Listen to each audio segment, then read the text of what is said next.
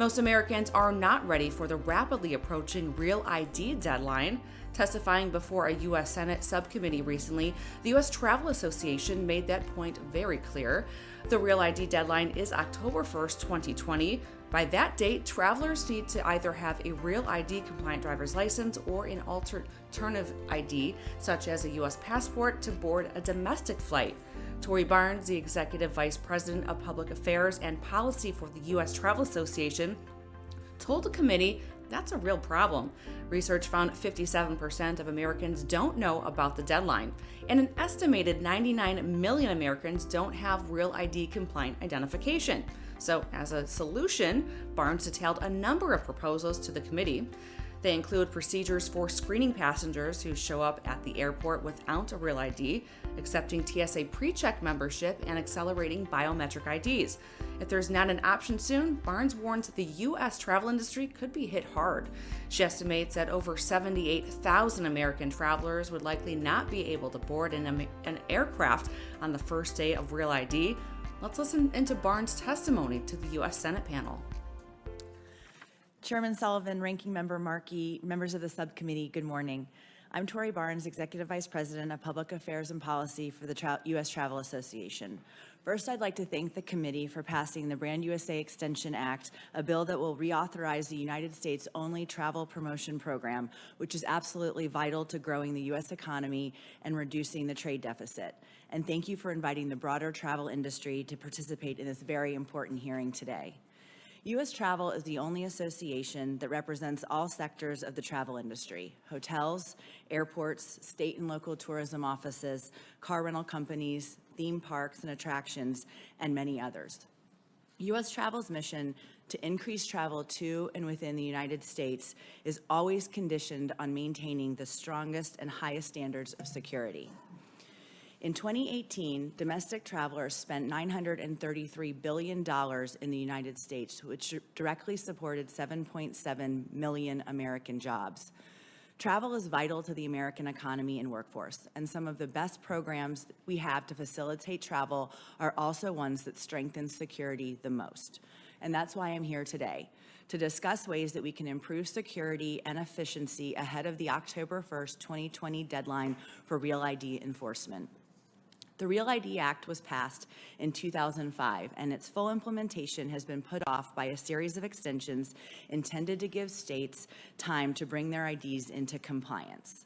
Now, the Department of Homeland Security has said that the era of Real ID delays is over, and every American will need a Real ID license or acceptable alternative, such as a U.S. passport, to fly next October. But Americans are simply not Real ID ready.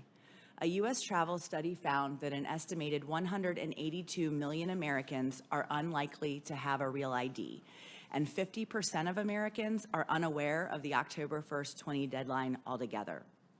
In fact, if Real ID standards were enforced today, 99 million Americans would not have an acceptable alternative ID, and almost 80,000 travelers could be denied boarding on the first day.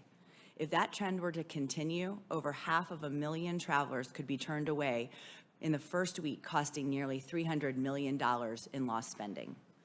U.S. Travel has been working with our industry partners to share a consistent message to educate and encourage Americans to get a Real ID, but we can't solve this by simply pushing people to the DMV, especially when 2 states are not yet issuing Real IDs and aren't expected to until next summer.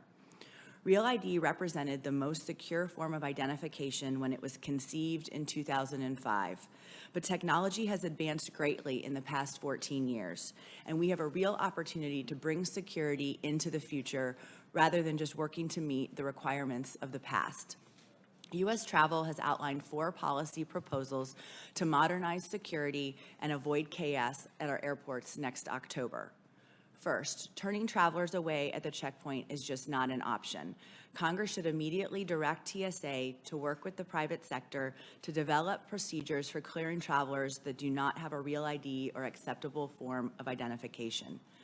Second, Congress should direct DHS to utilize the existing security and identification features of trusted traveler programs by designating CLEAR and TSA PreCheck enrollment applicants as alternatives to Real ID.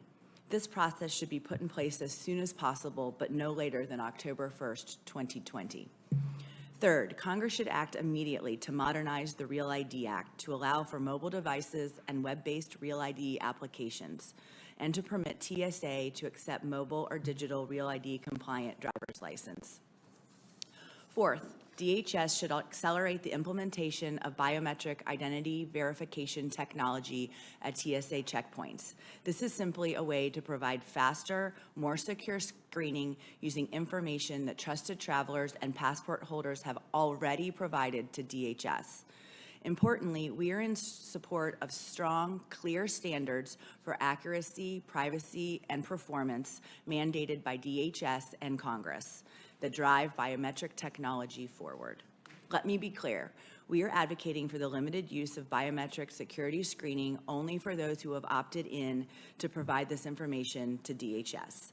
If we don't use this as an opportunity to modernize Real ID requirements, expand trusted traveler programs, and improve biometrics, we will all spend the next year simply trying to meet the policies of the last decade rather than preparing for the next generation of secure and efficient travel. There's a major opportunity to modernize the systems DHS sought to strengthen with Real ID 14 years ago.